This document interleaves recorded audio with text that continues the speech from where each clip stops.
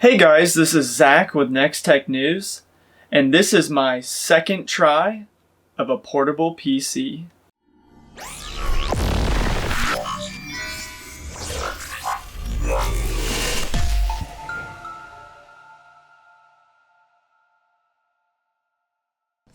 So what am I keeping from the original PC?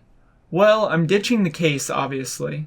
I'm swapping the Asus Z170i for the Asus Z270i Strix. I'm keeping the i7-7700K. I'm swapping the Samsung M.2 drive for a Samsung Evo 960 NVMe drive. I'm keeping the Kingston SSD. I'm tossing the MSI GTX 1060 for a low-profile MSI GTX 1050 Ti, and also tossing the SFX power supply for a 300-watt gold flex power supply. At the beginning of the build, you'll see that I kept the Corsair Vengeance LED DDR4 RAM, but later I had to switch it out for the Kingston HyperX RAM, as well as swapping out the Noctua NHL9i for the Cryorig C1. The other thing I ended up doing differently was I got a different handle. So this handle is going to go on top of the case. It is actually like a rubber grip. It's really nice. It's actually for a camera, and I'm sure you guys are waiting for it. So this is the case that I'm switching it for. So we put these next to each other. Obviously that is a huge reduction in size. You know, I got quite a bit here being lost.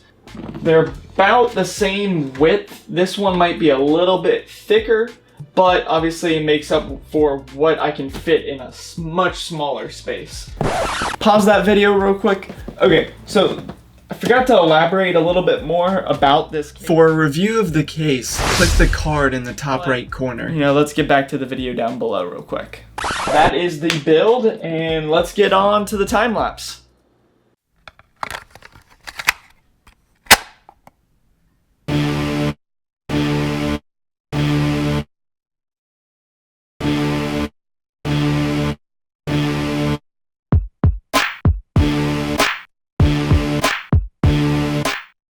So the first thing I did was take apart both side panels.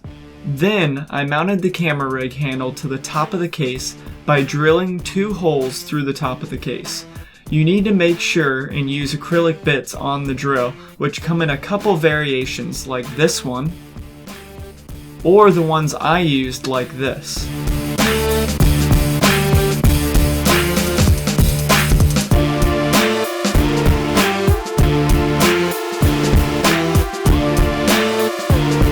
The next thing I did was install the i7-7700K into the Asus Z270i Strix ITX board, and I inserted the 16 gigs of Corsair Vengeance DDR4 RAM. Then I installed the Samsung 250GB 960 EVO NVMe SSD into the M.2 slot. Then I removed the normal bracket from the MSI 1050 Ti low profile card and replaced it with the low profile bracket, since that's all this case supports.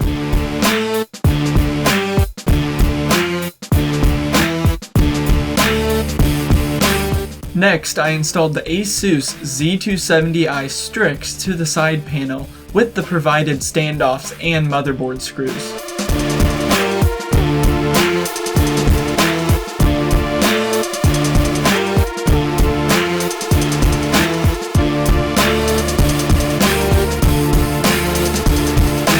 Then I dabbed some Noctua thermal paste onto the i7-7700K and installed the Noctua NHL9i onto the motherboard.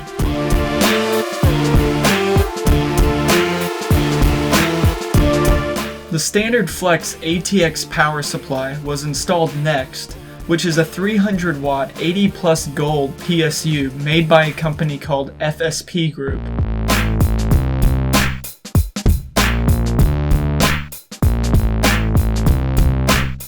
The cool thing about this case is that you can build a lot of the computer on the side panel and then put it into the case by just sliding it into the side.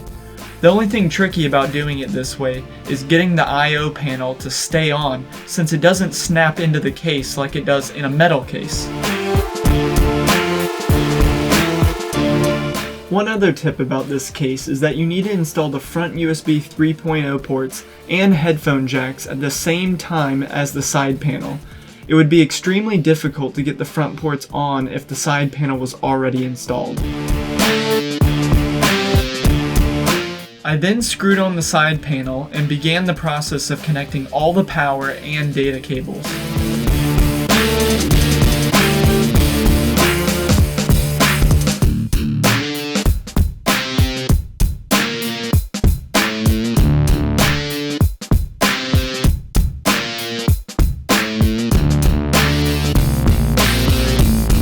After I got most of the power wired up, I installed the MSI GTX 1050 Ti low profile from a couple videos back.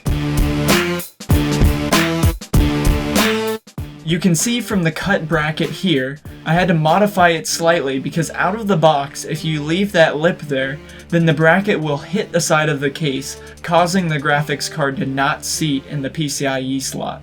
Luckily, some metal snips can easily cut that part of the bracket off.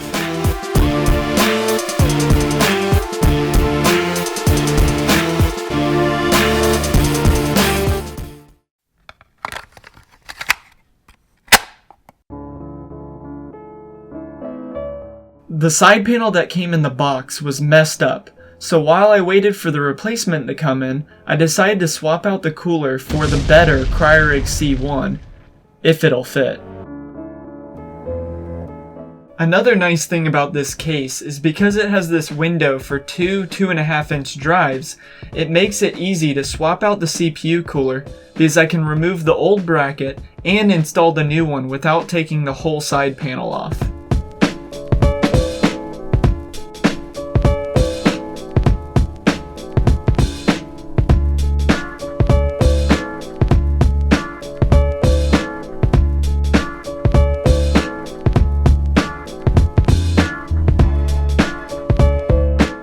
So it looks like I've completely destroyed this build, but promise you this is actual progress. The RAM I chose is too tall for this CPU cooler, which, I mean, originally I was going to use the Noctua, so it makes sense why I ordered that RAM. But I do have some other RAM that I can switch it out for, so I'm going to do that.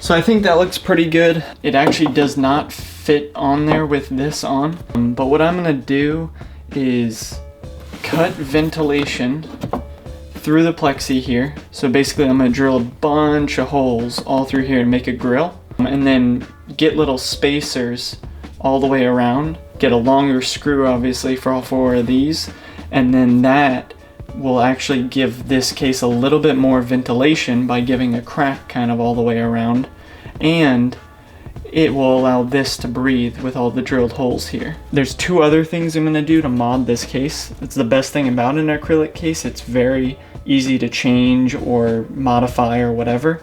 I'm going to add a back plate to the GTX 1050 Ti, and then I'm also going to make a piece of acrylic here that will have some sort of design on it. I'm going to get going on that and catch you guys in a second.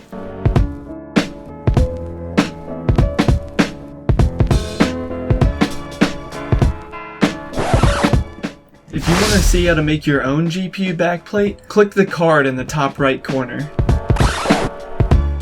After testing out the drilled out grill, I found that this didn't give the C1 enough airflow and caused overheating. So, I went back to the drawing board. Hey guys, so as you see down here, I've got the acrylic sheet from my side panel. I have a hole saw. I have the new grill, which is going to go just like that on the acrylic sheet. And then I have some quick grip clamps. And that's just going to be to hold down this sheet while I drill it with a hole saw. basically I'm not keeping this acrylic sheet, as you guys already know, because it's got this weird messed up cross pattern in it, but I'm using this as a test. The new side panels come in tomorrow, so I'm seeing how a hole saw drill hole looks and if this can cover it up good and everything still. So let me get started on that and we'll get going.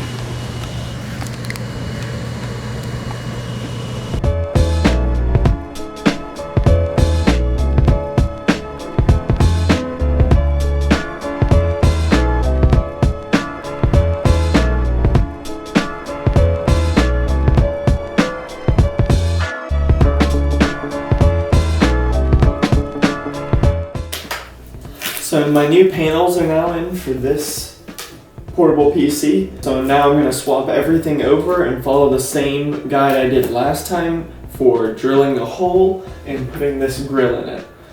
So let's go.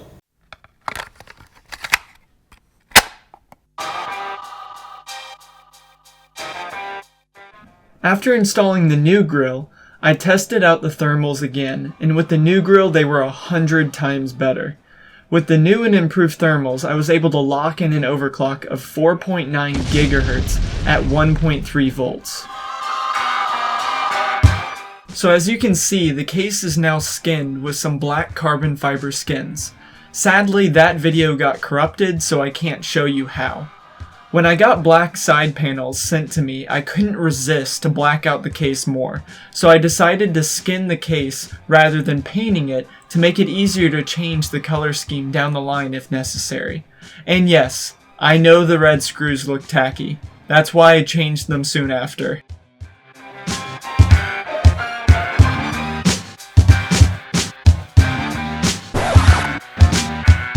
If you want to see how to make your own laptop, click the card in the top right corner.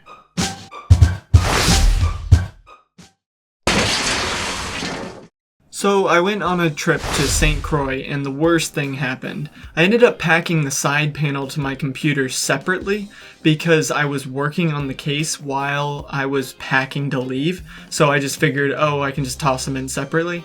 And the side panel broke because I guess when they tossed the bags around, things got shuffled about and something hit my side panel which broke it. So as you can see in this image, it's cracked. So now I've got to fix it. So let's get going on that.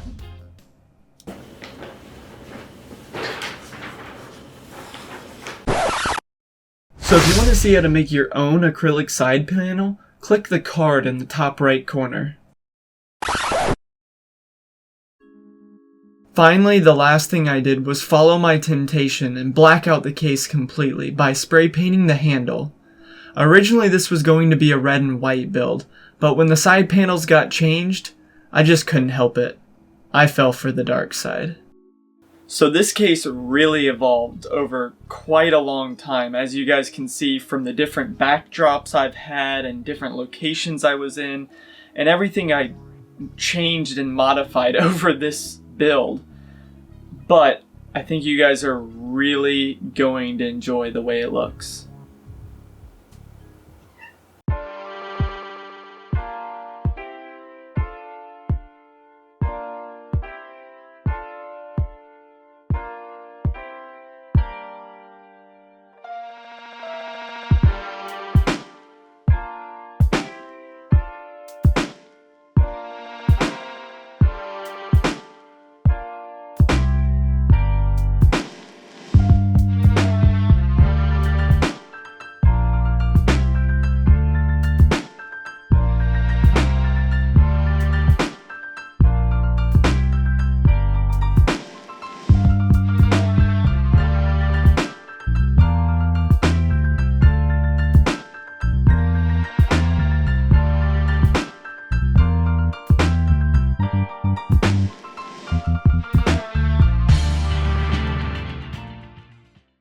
So with this build video, you guys obviously saw that I decided to do it a little bit differently than I've seen other YouTubers do videos like this.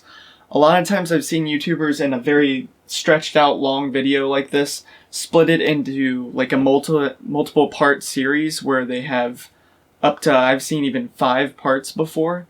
And I personally, as a avid YouTube watcher myself, don't like it when I have to see a series over like a week or 2 weeks or months or whatever it ends up being when all the parts get drawn out. And I decided as a creator now, I wanted to do it a little bit differently. So I decided to come up with this idea of you got to choose what content you got to see. So basically, if you just wanted to watch the build video, you could easily just watch that. But if you wanted to see how I made the side panel or the GPU backplate or whatever, you were able to see all of those in separate little parts. And so you could really appreciate those if you wanted to, but if you didn't, you got to see what you wanted to see. So let me know what you guys think of that way versus a part series in the comments. I can do either way you guys want, but I thought this way was a little bit easier for you as the viewer.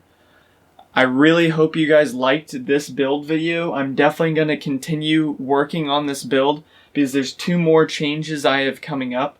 The second they have a good AM4 motherboard that is ITX come out, I've seen the BioStar one, and I see that ASRock has one in the works and Gigabyte.